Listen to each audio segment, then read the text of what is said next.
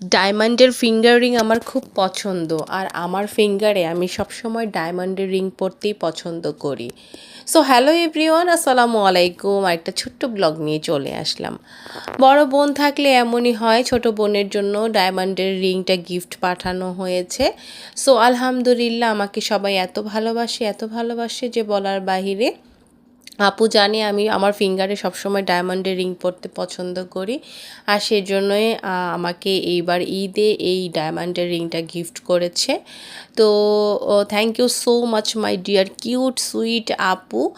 আর যখন আমি মেহেদি রাঙা হাতে ফিঙ্গার রিংটা পরেছি এবং বাকি ফিঙ্গার রিংগুলো আমার হাতে ছিল, তখন কিন্তু আমার হাতটা বেশ মানাচ্ছিল, মাশাল্লাহ।